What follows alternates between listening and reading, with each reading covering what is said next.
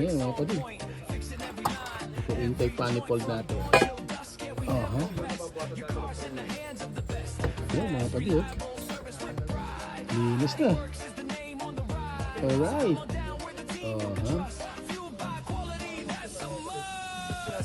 Ito pa mga padi, yung mga in-aqua blast natin. Diba? Ayan, yung rocker arm natin mga padi. In-aqua blast natin yan. Alright.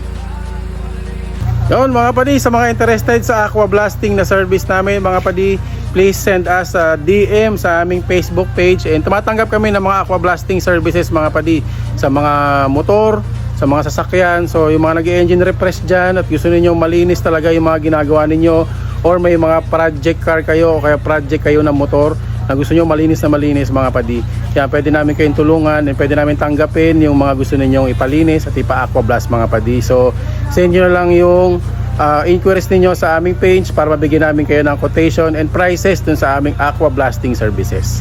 So yun lang mga padi, maraming salamat po.